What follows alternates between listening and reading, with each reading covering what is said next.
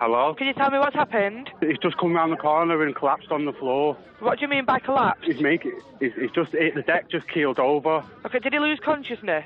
He's not looking good. He's been stabbed. It looks like he's been stabbed.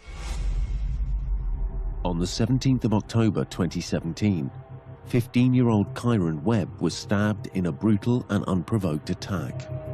She was like, Kyron. I was like, what? You know, she just was crying like, it's Kyron. The blood from that basically just flooded the cavity and he suffocated. I was thinking all sorts. I was thinking, oh my God, like, is he okay? What's going to happen? Like, is he gonna come back alive? Just give me a miracle, any miracle. Kyron died 3 days later. My initial thoughts were that is cold-blooded murder, and it was quite brutal. I heard someone screaming.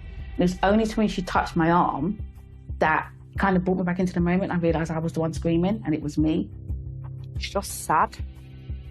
There's nothing you can do about it, is there? Some of the teenagers who armed themselves for their own protections, they would say, don't understand the consequences of sticking a knife into someone.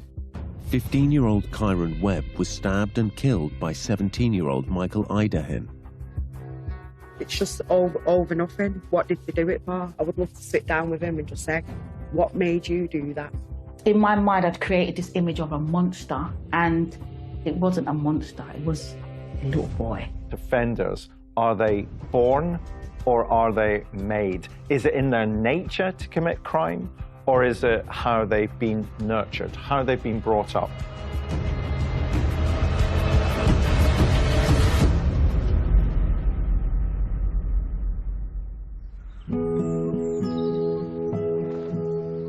Kyron Webb grew up in Sydenham, a quiet suburb of southeast London, with his mum, dad, and older brother Ricardo. He was just so loving. He had the most cutest voice that you don't want them to ever lose that little childhood voice. You just want to take loads of images and video clips of him just talking. He absolutely loved art. His teacher told me that Kyron used to help them design the props and things for their school plays in infant school. He used to love to sing and he used to love to dance. He made a big impression wherever he went. He was extremely close to his dad, but when I was lucky, when his dad wasn't around, then it was all about me, and so I got all the hugs. When Kyron was 4, his parents split up, and shortly afterwards, his dad moved to Manchester. We separated, but separated very amicably. The relationship between the two of us was really good. We had good communication channels, and obviously he maintained a relationship with the boys, and they would go and spend like a couple of weeks a year down in Manchester with him, and sometimes he would come to London to come and visit them and take them out and things like that. But age 10, Kyron was finding school increasingly difficult. He had a few little issues in primary school, nothing too major. Then he went to secondary school. Everything started to change. There was just behavioural incidences at school. It was always sort of low-level disruptive behaviours. He just didn't seem to be able to cope well in that classroom environment. He was quite unsettled within himself. Kyron's behavioural issues worsened. It was always low-level disruption, and it just kind of stayed like that until he they took him out of mainstream. As well as problems at school, Rachel had another concern for her son: youth violence in the local area. It was around 2015, a young boy that used to go to their infant school had been stabbed and killed in Sydenham. And it was quite worrying just because it was in Sydenham. So I kind of got more overprotective than normal. And I didn't really want them going out. I didn't really want them going anywhere. With difficulties at school and issues out on the streets, Rachel was deeply concerned about her youngest son. So when Kyron first suggested going to live with his dad, it's a change of environment, change of scenery. I didn't know much about Manchester, and I just thought Manchester was going to be this nice, quiet little place. It was a little countryside. Kyron's mum hoped the change of scene would turn his life around. You knew that this was what he wanted, and it was going to be a new, fresh start. So in spring 2016, when Kyron was 13, he moved into his dad's place in Moston, northeast Manchester. I think it's never easy to say goodbye at all. And I think it's worse, especially because we've had all these behaviours. You know, there's been heated discussions, there's been angry words, there's been disagreements. That in itself was hard. Kyron started at Manchester Communication Academy. When Kyron first came to the school, I thought, yeah, he was just quiet. When I first spoke to him, I said, like, oh, where do you live? And then I found out he only lived around the corner from me. So it was all right. So I thought, yeah, he came to my house straight away, actually. So I introduced him to Tyro. I thought it was very nice. I told him that he's got a nice accent. We used to go to each other's houses, really. We went to his house, chilled there, stuff. He'd just keep himself to himself, you know, and yeah, that was about it. Because, like, after school, like, say, he'd just be with us and, you know, we'd just chill at mine and, you know, play FIFA, same old stuff. They spent their time playing video games and making up rap songs. He was just dead laid back. Didn't really speak when I was there because I think he was a bit shy. But you could hear him once he was inside our bedroom, like how they do with the rap music, the songs and that. It may not have been the rural paradise Rachel had imagined, but it did seem to be a change for the better. 3 months into Kyron being there, that was the best decision I ever made. And you saw a massive change in Kyron. He came back, he had grown so tall, so tall. He was big, his dad had fed him up, he had a pouch on him. He was just my son again, you know. As he knocked on the door and opened the door, he ran into my arms, Mum. There was no disruption, there was no isolations, there was no exclusions, there was no behavioural issues. His school report was fine. Kyron's mum was looking at the kinds of violence that was surrounding him in the estates and streets of inner city London. To get him into Manchester was the right move. And indeed, everything suggests that he initially responded very positively to what was happening to him in Manchester. Kyron was beginning to think about the future. He didn't really know what he wanted to be when he was older. So I actually already knew what I wanted to be, which was an architect. So I explained to him what the job role was like and what you do. And he was interested in it. He wanted to be one himself. He'd done his research, so he knew he would need to do 7 years in university. The main thing for Kyron was that's what he knew he wanted to do, that's what he was doing, that's what he was working towards. But it was a dream he would never fulfill. A few streets away from Kyron's dad's place was Scarborough Street, where Michael Idahan lived with his mum, dad, and older brother. The 17-year-old studied at the local sixth form college. Idahan had 3 convictions for knife crime and was currently serving a 12-month youth rehabilitation order. Knife crime is an issue in Manchester on the basis that it is nationally. Knife crime across the country is on a rise, and we need to understand why people in the community feel the need to carry knives and use knives as part of, you know, criminality, really. Like Kyron, Idahan was also into music and spent time writing lyrics and making videos for a more hardcore rap music, drill. Drill music lyrics have a reputation for using violent and aggressive imagery. Whilst I understand that music's really important for the youth and the teenagers, and it's a good bond for people, I think sometimes you've got to understand what the focus is of that music, what the message is. They're talking about knives and stabbing people. That's the culture and that's the language that they're talking on a regular basis. There is some evidence that consuming violent images or listening to rap music or drill music, which makes threats against other young people, does, for some young people, cause them to be aggressive in the real world, but only if they have been predisposed to be aggressive beforehand. In the summer of 2017, while Kyron was spending the summer holidays back in London, Idahan was making a video featuring lines about knives and stabbing, or shanks and cheffing.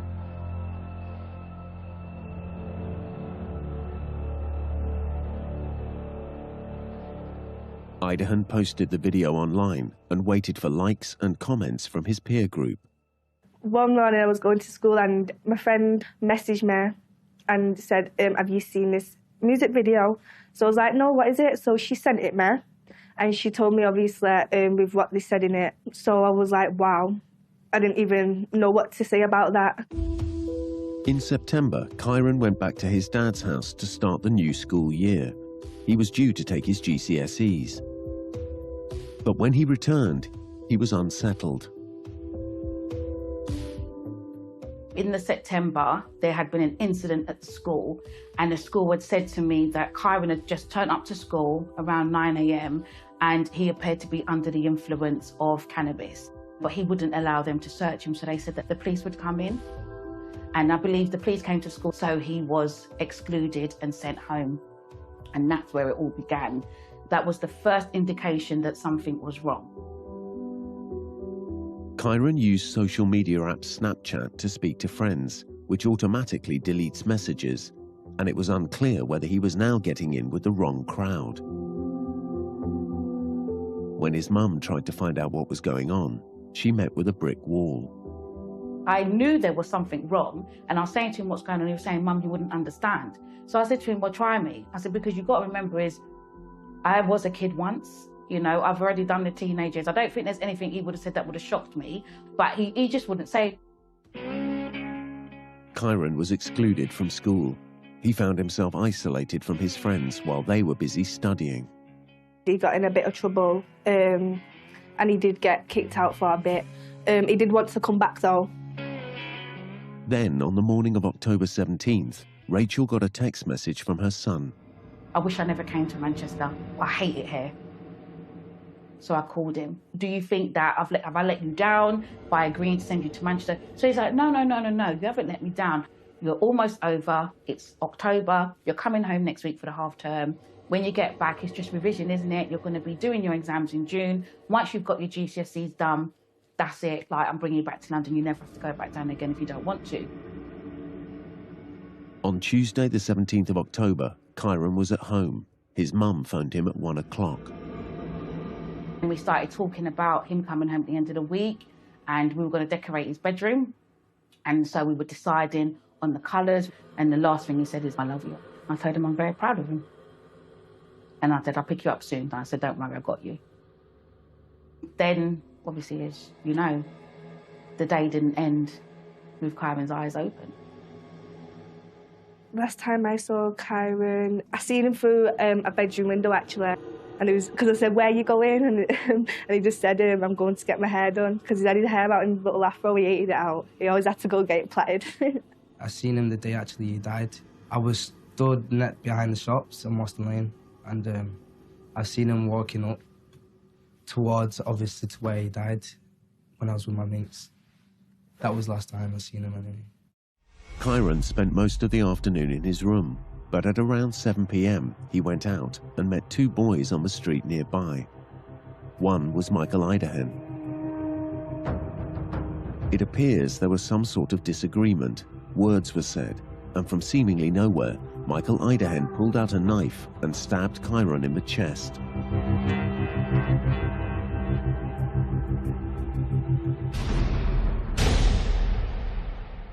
Kyron, mortally injured, staggered backwards and propped himself up against a wall. Idehen and his accomplice left, but came back a few minutes later, and Idehen stabbed him again, this time in the back.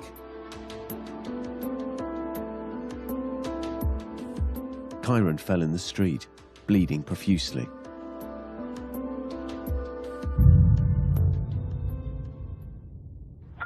Oh my God, he's just come round the corner and collapsed on the floor. What do you mean by collapse? He's just hit the deck, just keeled over. Okay, did he lose consciousness? He's not looking good. He's been stabbed, it looks like he's been stabbed. In London, Kyron's mum Rachel was watching a music show on TV, completely unaware of the tragedy unfolding 200 miles away. So I was there in my moment, had my dressing gown on, cheesy chips and beans. I was singing my heart out. I remember just feeling so chilled, so happy. I was just in a moment, and then my phone went. It was her oldest son. So I picked it up and he said, oh, Mum, ring Dad, Kyron's in trouble. And so I said, oh, what's he done? Then he said the dad's partner called him to tell me to call. Something that's never ever happened before. I quickly rang, so I sat up. Rachel called her ex-partner. I heard a scream, first of all, which made the walls just spin, and my heart just started to really, really beat, and I got nervous. So I said hello, and the first word says, "Kyron's dead." Unknown to Rachel, Kyron was in fact still alive, but fighting for his life in intensive care. And then there was like this pop in my head. I couldn't hear anything at all. I could see the numbers ticking, so I knew I was on a live call. But when I looked at the TV, I saw the lips moving, but I couldn't hear any sound. And so I didn't know what was, it was too surreal. I didn't really know what was what, so I was just sitting there staring. So I put the phone back to my ears, and he just kept saying, "Kyron's dead, Kyron." He said, "They've stabbed him up, they've stabbed him up. Kyron's dead." I said, "Where is he?" They said, "He's at Manchester Royal Infirmary." Kyron's mum got to the hospital 3 hours later. There was 2 plainclothes police officers, a male and a female, waiting for me outside. She says to me that Kyron's been stabbed. And I said, "Where?" He said, "His heart." And then I couldn't hear anymore. I heard someone screaming. It was only when she touched my arm that kind of brought me back into the moment. I realised I was the one screaming, and it was me. In the hospital, the medical staff were desperately trying to stem the flow of blood and stabilise Kyron. There was a doctor who was letting me know that they were working on Kyron in theatre, that he believed that Kyron only had a 1% chance of survival. They just could not stop the bleeding. My brain's screaming at me. I don't really know what to do. I can't absorb what is going on. It's too big. I remember going into the family room, and his dad was there with his partner. Their eyes was like bloodshot red, their skin looked ashen and dry. I was looking around thinking, what's going on here? Took us into ICU. I just heard this beeping noise. I remember walking over to him silently, and I said to him, "You know, babes, just all I need you to do is just wake up, and when you wake up, I promise you I'm going to take you home, and you are never going to come back to this place." I must have told him I loved him about 1,000 times. I apologized to him another 1,000 times. I was talking to him, I was singing to him, absolutely no response, no nothing. In Moston, news of a stabbing quickly spread. I mentioned it to my brother, like, someone's been stabbed, Moston Lane. Like, we don't know who it is. Like, and I said to my brother, I have a feeling, like, I feel like we know who it is. But I remember hearing about it, and me and my mate was sat downstairs, and I'm like, I wonder who it is. Like, I bet we know it. Like, because there was no names about that. We just got told there was a stabbing. Like, a couple hours after that, I got messages off his big brother, Ricardo, and he was just saying, "Do you know anyone who wanted to hurt Kyron?" So I was like, "No, like, what's happened?" And he told me that Kyron's on a life support machine. She was like, "Kyron, Kyron." I was like, what? She just was crying like, "It's Kyron." And I'm like, what? So I was thinking, oh my God, like, is he okay? What's going to happen? And I just felt physically sick. I remember because I was making tea and I was starving and I just couldn't eat it. None of us could eat. Is he gonna come back alive? Like, I was thinking all sorts, to be honest. I was praying because I got told he was on a life support. I was praying in my head that he'll pull through. On Wednesday morning, Detective Inspector Stuart Wilkinson, the senior investigating officer with the major incident team, was given the case.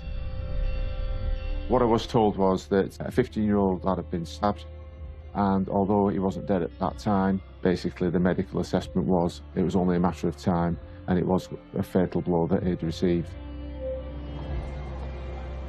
Even though Kyron was still alive, Stuart instigated a murder inquiry. The CCTV was the main focus to start with. That was the lift-off point, really, for us to start tracking the killers. We have a dedicated CCTV team who will basically follow the trail, so we're constantly then doing a full trawl of all the cameras in the area to try and track where the killers go until obviously the trail runs dry. But that was, was quite key that we actually got caught the murder on the CCTV. It was caught on a house camera right next to the scene of the killing, and it showed a brutal act. And I have to say, my initial thoughts were that is cold-blooded murder, and it was quite brutal. To watch a 15-year-old lad get stabbed in the chest, clearly suffer and prop himself up against a wall whilst he was struggling with his injuries, and then for 30 seconds later the attackers to return and then deliver a second blow with the knife in the back of him, that was quite callous, I thought. That was my immediate thoughts. As the killer turns to get away, the murder weapon can clearly be seen, a large knife with a lengthy blade. When we had the scene cordoned off, we had a number of officers in this area doing house-to-house and various inquiries.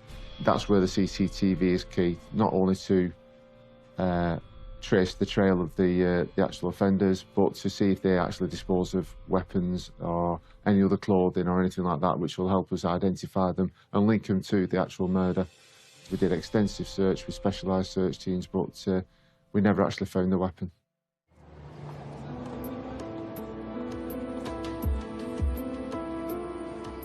While the CCTV team painstakingly pieced together the killer's movements, Stuart Wilkinson tried to form a picture of the victim.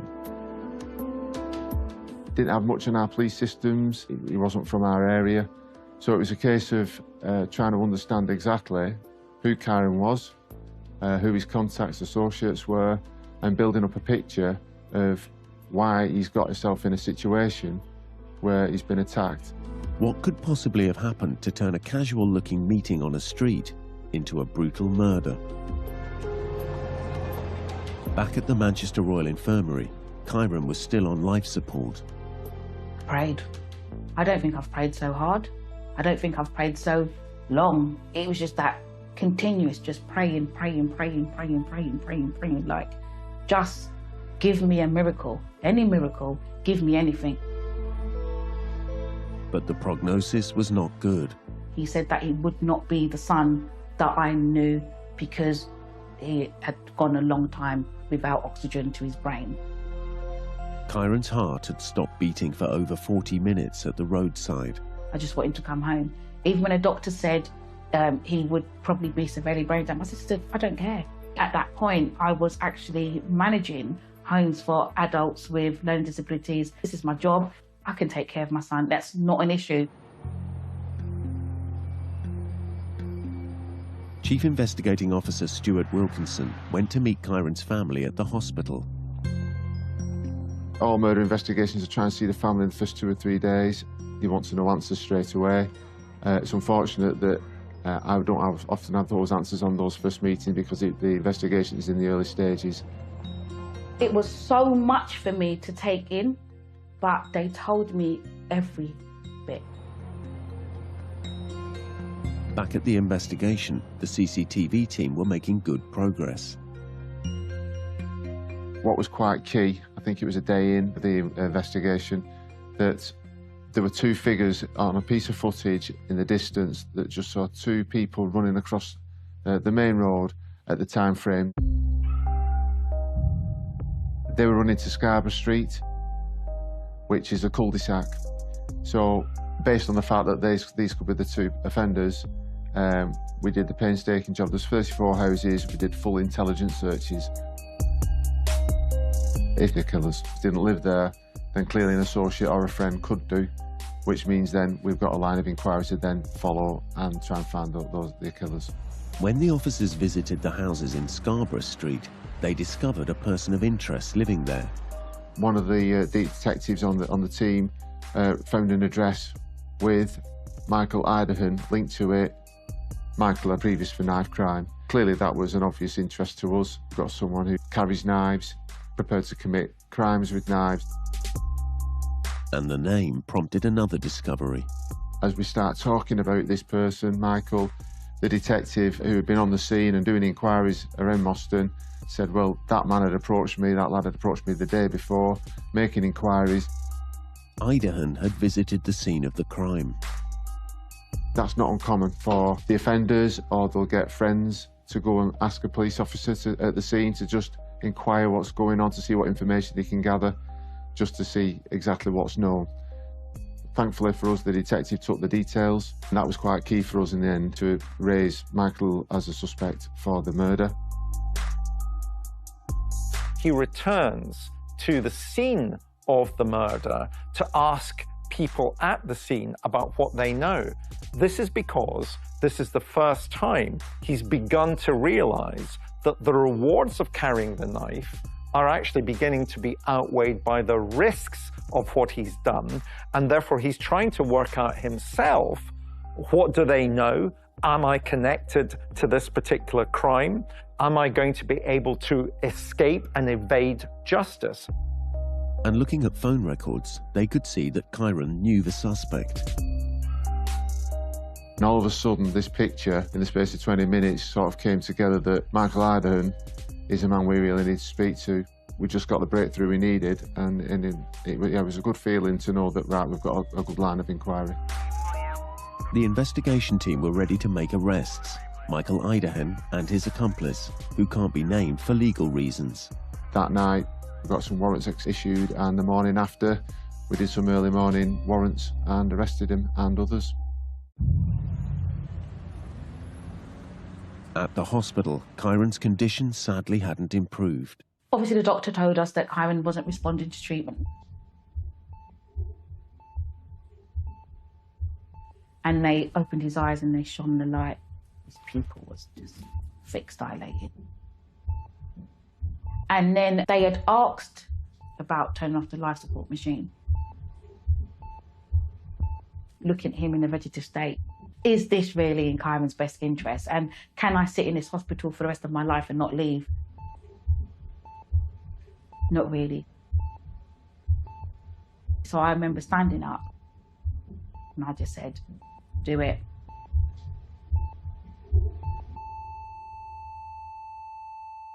And then I couldn't breathe.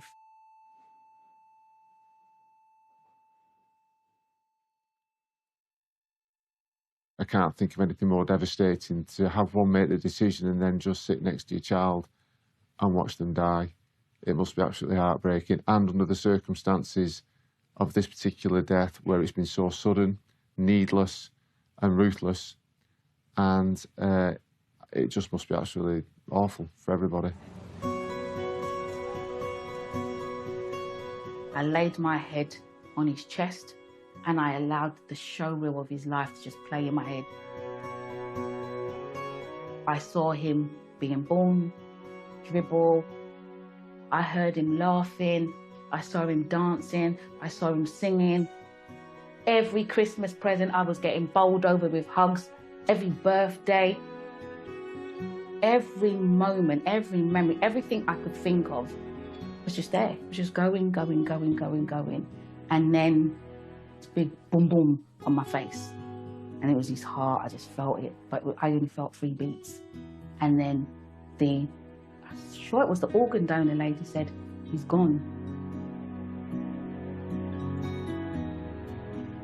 I messaged Ricardo, his big brother, and I asked, like, as he passed away, like, what's happened? And he told me that he had passed away.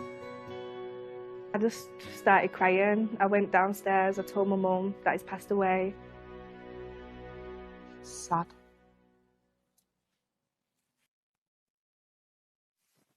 I don't know, it just didn't feel real, so, like, even though I'd been told the information, it just didn't feel real, I didn't believe it really.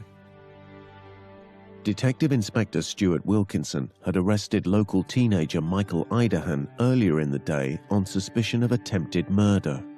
So that's when we have to go and tell Michael that he's now under arrest on suspicion of murder and that Kyron is dead. Idahan was taken to the interview room. Yeah, when Michael was arrested, he was interviewed 3 times in police custody. The first interview, he completely denied being involved, denied the murder. He said he was at home watching a Manchester City game. When he was arrested, officers obviously spoke with his parents, mum and dad, just to find out exactly what his movements were on that night.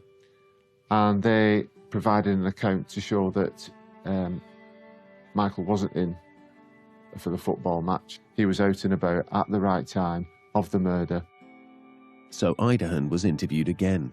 This time, he made an explosive admission. I think he rethought his position, especially with the CCTV, where he then admitted, yes, he was the person on CCTV and he had murdered Kyron. 5 days after the murder, Idahan took responsibility for the killing, but protested that he acted in self-defense. Idahan's story was that he and Kyron had an argument over social media and were meeting to settle their differences. Idahan claimed that Kyron had insulted the rap video he'd posted in the summer. Well, the form of communication between Kyron and Michael was through Snapchat, which is an internet-based social media forum. It leaves no trace. They get deleted within a certain time. So whilst we can see activity on the phone, we can't actually see what's been said. And Idahan claimed Kyron was threatening him with a knife. He felt he needed to react in self-defense. I have to say Michael's account does not stand scrutiny with the CCTV, and at no point do we actually see Kyron holding a knife. A knife was found, however, in Kyron's bag. We didn't understand why he carried a knife and what his intention was to do with that knife when he went to meet up with Michael and his accomplice. And clearly when Michael said that he'd been threatened, that was something for us to really consider. There was still so much unknown, you know, so I was preparing myself because they might start revealing information to me about Kyron, and there might be a side to Kyron that I'm not aware about, and it might not be information that I'm going to be easy to hear. When we scrutinised the CCTV in fine grain, but at no point did I see actually Kyron get the knife out of his bag. This little 13-and-a-half-year-old that would never ever have carried a weapon, I've sent him somewhere and he was either so scared or so caught up in something, and he's felt that he's got no other choice but to walk with this knife, and that is all I thought. Idahan was interviewed for a third time, and he came up with yet another explanation. That's when Michael again changed his story to say that it was the purchase of drugs, which is why Kyron had met up. But the reality is, he changed his story many times. That just does not stand scrutiny with what the CCTV shows us. One of the things that Idahan tries to do when he is arrested by the police is blame Kyron for the event. I think what this simply shows is the immaturity of Idahan himself. He's trying to put all the blame on to the younger man who actually ends up dead. And remember, Idahan is older, has already been convicted of previous offences. So the idea that somehow somebody who's younger and who hasn't been convicted of previous offences is actually the driver of the crime is pretty ludicrous. Idahan wasn't the only person being questioned. His accomplice, the other boy who can be seen on the CCTV footage, was also in police custody. We arrested his accomplice, who again accepted that they were part and parcel of that argument on the night on the CCTV. But as the accomplice didn't inflict any blows, it was Idahan who was in the frame for murder.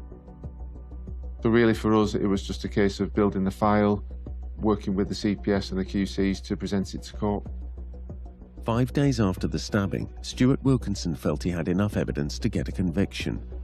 In a fast-moving investigation, his team had unearthed extensive CCTV which showed the murderer and his accomplice committing the killing, and then making their escape through the streets of North Manchester. Most importantly, he had the perpetrator admitting to the brutal act. I've dealt with murders where there's been stabbings, unfortunately people have died, and actually when you actually get the offenders into the custody, you can see they're probably thinking, I can't believe I've just done that, a moment of madness, and the lives that it's affected, not just for the victim and the victim's family, but actually themselves and their family. I think that's when reality hits, but obviously it's too late then. On the 22nd of October 2017, Chief Investigating Officer Stuart Wilkinson formally charged Michael Idahan with the murder of Kyron Webb. His accomplice was charged with manslaughter. Had it have been that they had engaged in an altercation and there was a fight or an argument, then you could say he didn't intend to do it, they got into a fight and this is what escalated. But apart from those 2 stab wounds, Michael didn't touch Kyron at all. There wasn't a fight, there wasn't a hit, there wasn't a push or a kick, there wasn't any argument. So you, as far as I'm concerned, you intended to go out to stab him that day. You can see in Idahan that he is progressing, that he's already involved in a great deal of violence, particularly with knives, and that he's going to progress from using knives, carrying knives, threatening to use knives, to actually using knives. And before the murder of Kyron, he's already got convictions for carrying and using knives as a way of demonstrating that he has power and status and agency within the particular Manchester culture that he exists within. In the run-up to the trial, accused murderer Idahan was still attempting to avoid responsibility. Near the court appearances, Michael did not enter a plea at all, either guilty or not guilty. He was asked to have a mental health assessment. For me, I didn't see anything. There was no representation made about his mental health at the time of the interviews when he was in police custody. There was nothing in his background check, so he was deemed not to have mental health issues, and then he was obviously asked to put a plea in from there, and he pleaded guilty. 5 months later, in April 2018, the trial began. We travelled down to Manchester the night before. We had all gathered into court, but it was quite daunting. And then I just heard this crackling of chains, and I don't know what it is about that noise of chains that really got me. And I turned around, and there was Michael standing in his box. His hair was untidy. His skin looked dry. He had these little black rimmed glasses on at the front of his nose, and he just looked like everybody's child. He looked like he could have been my child. I don't know why it happened, but this wave of empathy just went splash. It smacks me straight in my face. And I thought, you know what, there was a knife in Kyron's bag, yeah? There was always, that chance wasn't there, that this could have been reversed. Kyron may have been the perpetrator, and I may have been the mother of a perpetrator. And I couldn't feel anger for this boy anymore. In my mind, I'd created this image of a monster, and it wasn't a monster, it was a little boy. The details of what led to the murder were still hard to fathom. Idahan had given several different accounts, but the one the judge thought most likely was a dispute over the rap video Idahan had posted online. Kyron had apparently made derogatory comments about the video, and Idahan wanted revenge. He said that it was an inconsequential disagreement, and he put it down to the video that was released in August 2017 and Kyron's comment that the song was rubbish. As Idahan did not take the stand at the trial, no further details were unearthed.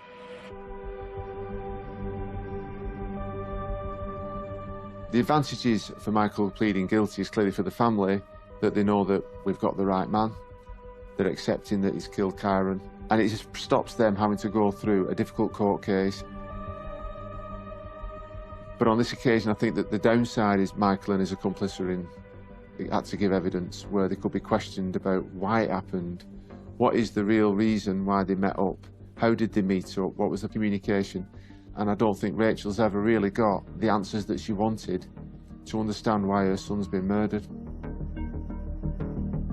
The reality is, we have never ever understood why they met that night, what caused the argument, and what was so bad about that argument that caused Michael to stab Kyron twice and murder him. And that must be really frustrating for the family. Young men can experience huge discomfort from the smallest of slights that you and I, as adults who are mature, might not even notice. If you've got young men who invest a great deal of who they are and their ego into the production of those kinds of communications, then frankly, that can often escalate rather quickly into almost seeming like a challenge to the very essence of who that individual is. On the 11th of May 2018, Michael Idahan was sentenced to life imprisonment with a minimum of 15 years. His accomplice was given 5 years for manslaughter. My eyes sort of really opened wide when I heard the judge say 15 years, to be honest with you, because Kyron was 15. You've got Kyron's life, he took his life, so you're going to now serve his life. Life imprisonment is always for murder, but when you look at the way the judge summed up, a moment of madness, you could argue, has ruined his life, changed his life forever. 15 years, I think on reflection, when you look at other sentences given to other people for murder, I would say that was a reasonable sentence. I'm happy that obviously justice has been put in place and, you know, he's got what he's got, but really he's got to live with that all his life anyway. I just think he should stay in prison forever and never come out. That's what I think. At the end of the trial, Idahan's mother was full of remorse. What was impacted for me at court, the reaction of Michael's mum, who went over to Rachel, very, very upset, on her knees, hugging Rachel, saying she's sorry. There's two different emotions of mothers there. One, Rachel has had her child murdered, and then the other mother who's, if you like, he's gone to jail for life. His life's been ruined. Two different, but the devastation was quite clear to see from both sides. For Rachel, the nightmare has never ended. I was stuck on this Groundhog Day. Every day was October the 17th. I slept, ate and breathed October the 17th. Whoever you were prior to such trauma, you're not that person. I don't think the same. I don't speak the same. I don't act the same. On that night where I said everything fell out, that emotional numbness, it didn't leave me.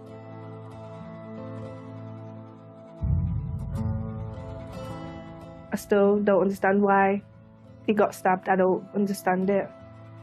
It's just needless and senseless. It's just over nothing. What did they do it for? I would love to sit down with him and just say, what made you do that? Michael, he didn't say anything in court, but after he did write her a letter, I believe, asking for forgiveness. Michael was apologising in the letter. He was telling me that not a day goes by where he's not thinking of Kyron, that Kyron's always on his mind, and he prays that one day he gets to see Kyron again to, you know, apologise. He said to me, which did really hurt me, that if he was offered the death sentence, he would take the death sentence for what he'd done for Kyron. What's the point of having more bloodshed and more fatalities that doesn't resolve anything? For me, if you're sorry, you come out, make better decisions, you give back to society and you become a pillar of the community. That's how you're going to show me that you're sorry. You live Kyron's legacy in a way that I know Kyron would have lived it.